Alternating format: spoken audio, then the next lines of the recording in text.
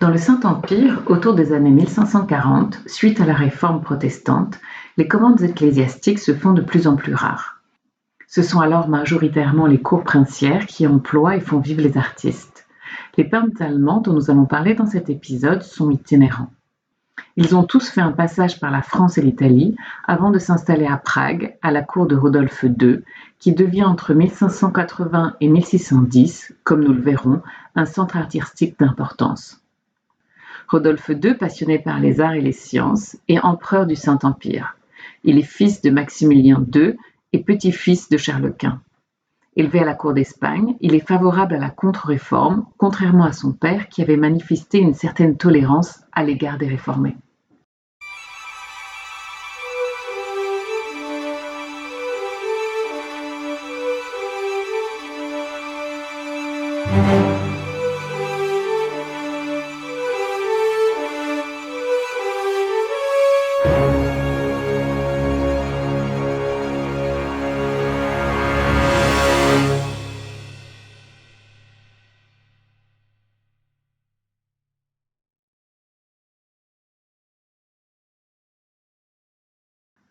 L'artiste enlumineur Joris Hofnagel est né à Anvers dans une famille aisée.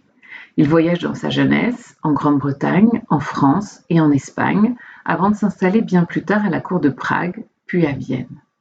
Au cours d'un de ses voyages, en 1578, il rencontre Albert V, duc de Bavière, qui l'engage comme artiste de sa cour. Il travaille ensuite au service de l'archiduc Ferdinand du Tyrol avant de gagner en 1590 la cour impériale de Rodolphe II à Prague.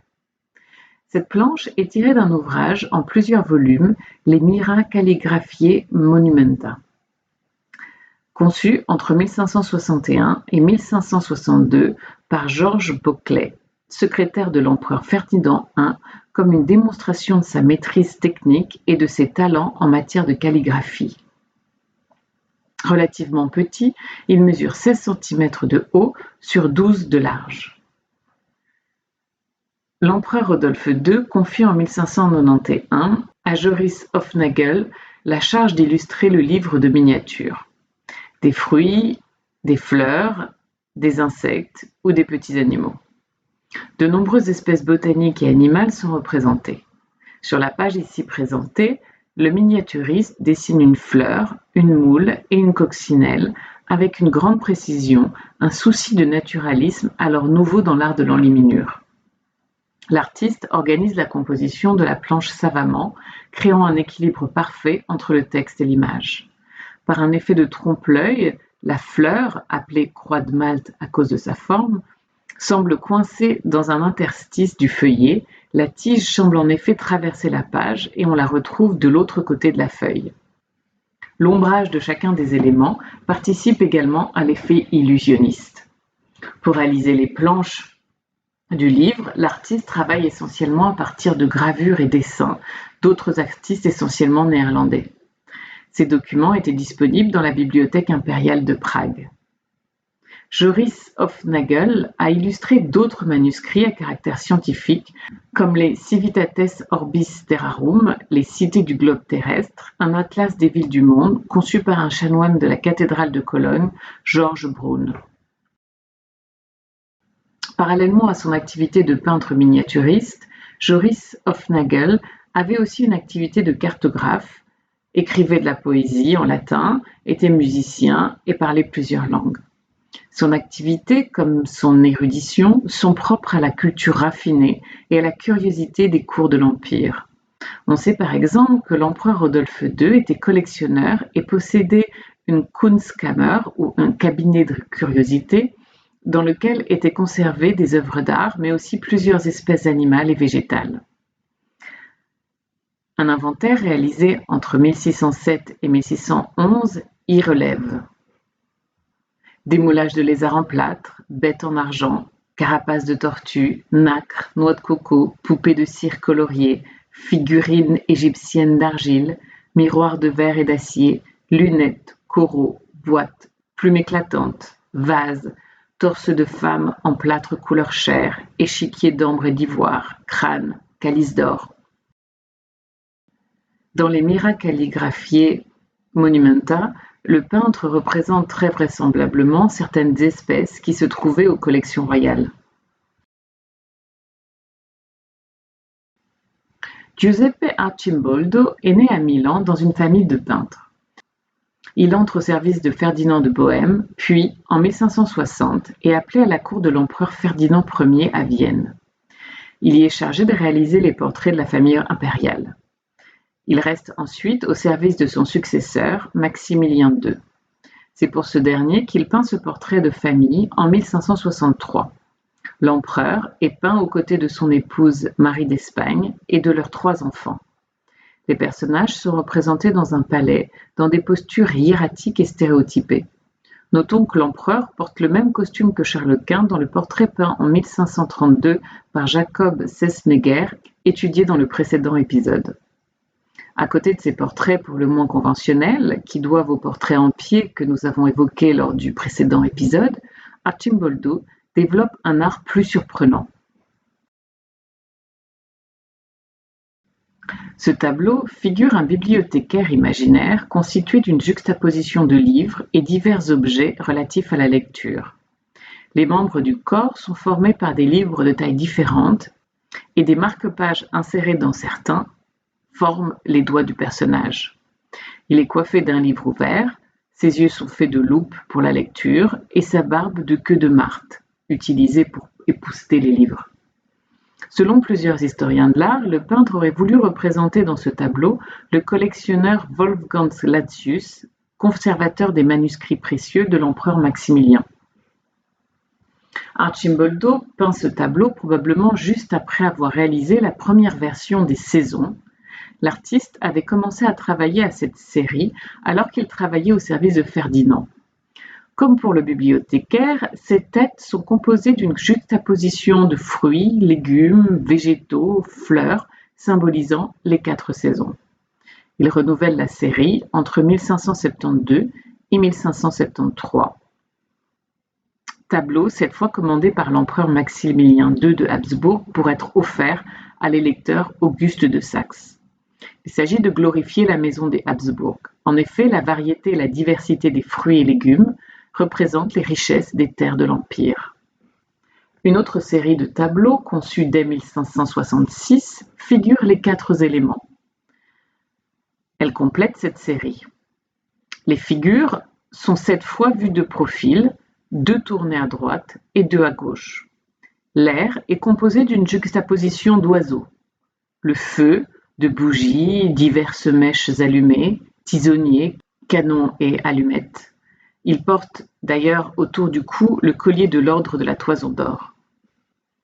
La terre est faite d'animaux à cornes. Et enfin, l'eau d'une juxtaposition de poissons et de crustacés. Éléments et saisons pouvaient être accrochés en pendant. Arcimboldo reprendra le thème du métier dans ce jardinier dit l'ortolano, réalisé entre 1587 et 1590. Il est intéressant de constater qu'une fois la toile retournée, la représentation devient un simple saladier rempli de légumes. Cette peinture réversible, visible à l'endroit et à l'envers, fonctionne un peu sur le même principe que les anamorphoses. L'idée de ces images est finalement de proposer différents niveaux de lecture. Vu de près, de façon analytique, chaque objet ou animal de la composition est figuré avec une grande précision naturaliste. De loin, on distingue un visage amusant.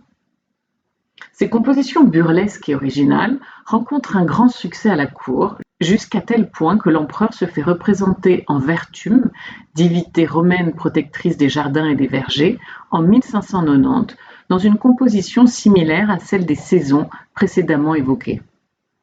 On y retrouve juxtaposés dans cette allégorie des fleurs, fruits et légumes des 4 saisons. Arcimboldo se voit confier le soin de fournir les cabinets d'art et de curiosités des empereurs évoqués tout à l'heure. Parallèlement à son activité de peintre portraitiste, il est également chargé de l'organisation de fêtes et de la conception de la scénographie, de costumes ou de masques.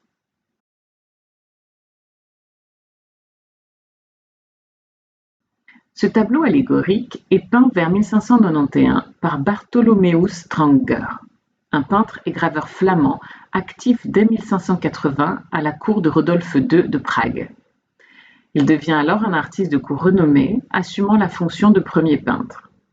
Il avait un atelier situé dans le palais impérial et développe une relation étroite avec l'empereur, travaillant souvent sous sa supervision directe. Travaillait également pour de riches collectionneurs. On ne sait malheureusement pas grand-chose sur le contexte de la commande de cette œuvre. Minerve, déesse des arts et de la science, est figurée au centre de la composition, debout sur une table et un pied posé sur l'allégorie de l'ignorance, la tête renversée en arrière et reconnaissable à ses oreilles d'âne.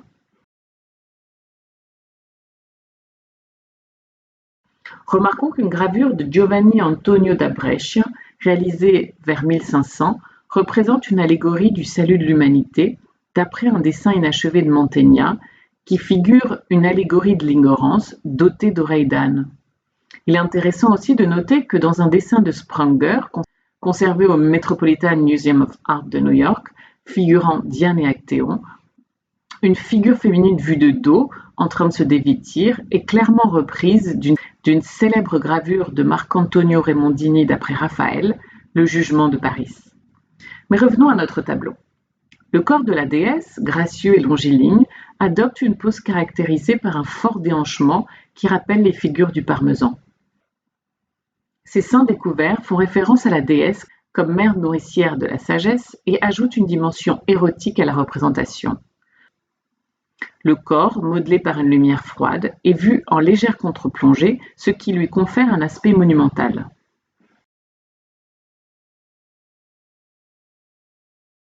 On retrouve ces poses complexes souvent dans son œuvre. Nous savons que l'artiste, formé à la peinture à envers auprès de maîtres comme Jan Mandin, Franz Moster et Cornelius van Dalen, étudia également les gravures du Parmesan. Il a travaillé en France à Paris et dans l'atelier de Marc Duval à Lyon, et en Italie à Milan et Parme sous la direction de Bernardino Gatti, un élève du Corrège. Ensuite, en 1566, il entre au service du cardinal Alexandre Farnèse à Rome, puis celui du pape Pie V. Au cours de ces années italiennes, l'artiste développe un goût pour la grande forme à l'italienne, pour la bella maniera. En 1604, dans son livre des peintres, le théoricien de l'art Carl van Mander évoque ce « nouveau Michel-Ange ».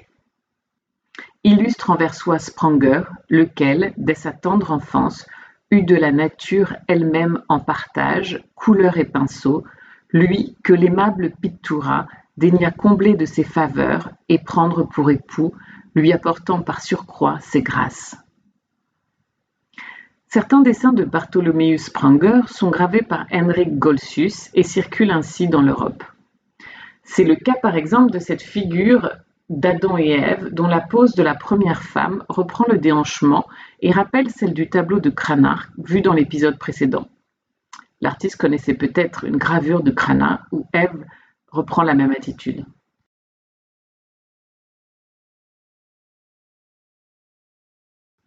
Joseph Heinz l'Ancien est un peintre et architecte né à Bâle et mort à Prague.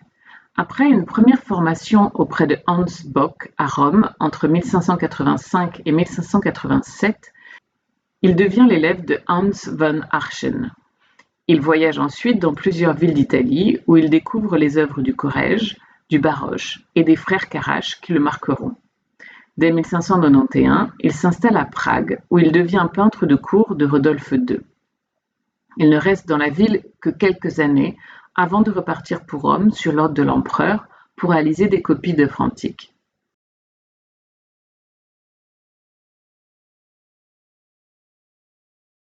Ce tableau, peint vers 1595, représente l'enlèvement de Perséphone. Cette dernière est enlevée par le dieu Pluton pour être emmenée sur son char dans le monde souterrain des enfers. L'épisode est raconté dans les Métamorphoses d'Ovide. Non loin des murs d'Héna est un lac profond qu'on appelle Pergus. Jamais le Caïstre ne vit autant de cygnes sur ses bords. Des arbres à l'épais feuillage couronnent le lac d'un berceau de verdure impénétrable aux rayons du soleil. La terre que baigne cette onde paisible est émaillée de fleurs. Là règne avec les zéphyrs l'ombre, la fraîcheur, un printemps éternel. Là, dans un bocage, jouait Proserpine. Elle allait, dans la joie ingénue de son sexe et de son âge, cueillant la violette ou le lys, en parant son sein, en remplissant des corbeilles, en disputant à ses compagnes à qui rassemblerait les fleurs les plus belles. Pluton l'aperçoit et s'enflamme. La voir, l'aimer et l'enlever n'est pour lui qu'un moment. La jeune déesse, dans son trouble et dans son effroi, appelle en gémissant sa mère, ses compagnes et sa mère surtout. Sa moisson de lys s'échappe de sa robe déchirée. Le peintre met en place une composition typique de certaines orientations de l'art de la contre-réforme. Monté sur son char, tiré par 4 chevaux, Pluton, dieu des enfers, vient de saisir la jeune femme. La ligne serpentine de sa pose, ainsi que les draperies en mouvement placées au-dessus de sa tête, rendent compte de la violence de la scène. Au premier plan, la mère et les amis de la déesse essayent de la retenir. Sur la droite, certaines lèvent les bras en signe de désespoir, geste répété à plusieurs reprises comme un écho. La palette du peintre est ici resserrée, construite autour de tons bruns. Néanmoins, la blancheur des corps de jeunes femmes nues contraste avec la couleur sombre du paysage lacustre. Le traitement précis et soigné des chairs, qui les fait sembler à de la porcelaine, contraste d'ailleurs également avec la touche rapide et apparente du ciel et du paysage. Le traitement du clair-obscur confère une dimension tragique à la scène et rappelle certaines œuvres des frères Carache, notamment celle d'Antonio, Vénus se lamentant de la mort d'Adonis. On retrouve également plusieurs traits communs avec l'œuvre de Niccolò dell'Albate sur le même thème, peint vers 1560. Les compagnes de Proserpine reprennent les poses similaires et le dieu des enfers est de la même façon représenté de dos en 3/4. Si Heinz n'a pas nécessairement pu voir ce tableau, les 2 œuvres ont peut-être un modèle commun. La composition de Heinz est gravée en 1505 par Lucas Kilian. Sur cette toile de grand format, l'artiste Hans van Archen représente Bacchus, Cérès et Cupidon dans une composition à caractère sensuel. Hans van Archen est un peintre formé à Cologne dans l'atelier du flamand Georges Gehrig.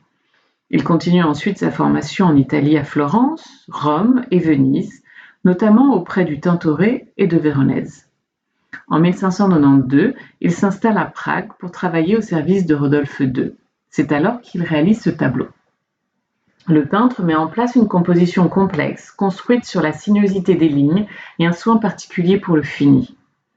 On retrouve dans certains détails, comme les fruits ou la végétation, un désir de naturalisme.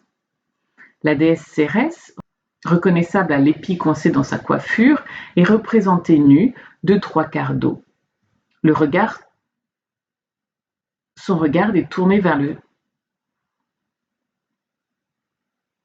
La déesse Cérès, reconnaissable à l'épi coincé dans sa coiffure, est représentée nue, de 3/4 dos, le regard tourné vers le spectateur, comme pour l'interpeller.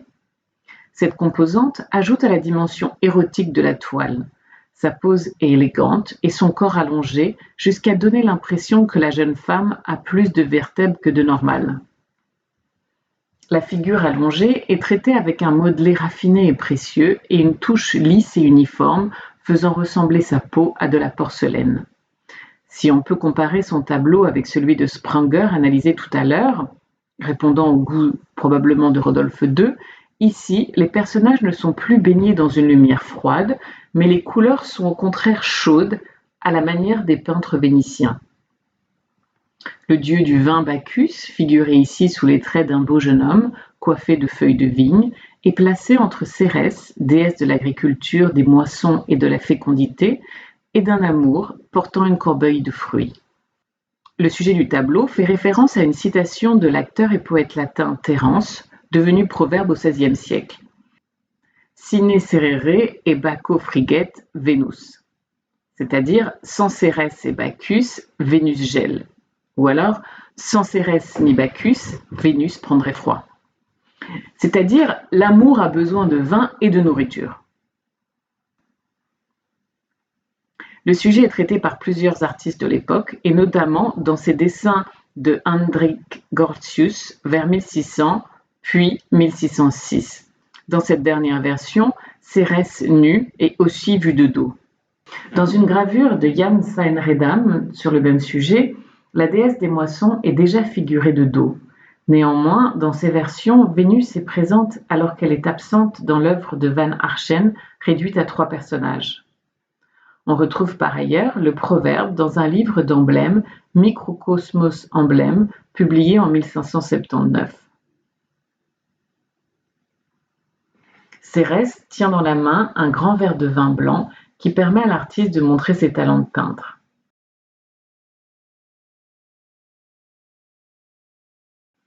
Amateur d'art et collectionneur, Rodolphe II réunit ainsi dans sa cour de Prague plusieurs artistes de talent qui ont tous travaillé préalablement en Italie. Ces artistes ont développé des manières différentes, mais ont peut-être pour point commun un engouement pour le savoir et une curiosité naturaliste pour les paysages, les animaux et les plantes. La peinture religieuse n'est pas très présente, alors que l'allégorie et les scènes mythologiques, dont certaines sont chargées d'un érotisme un peu froid, sont beaucoup plus appréciées. Sur le modèle de la bella maniera italienne, certains artistes n'hésitent pas à déformer les corps, à réactualiser la ligne serpentine et peignent des figures gracieuses et raffinées avec beaucoup de finesse. Nous retrouverons certains de ces principes dans l'art néerlandais du XVIe siècle que nous aborderons dans le prochain chapitre.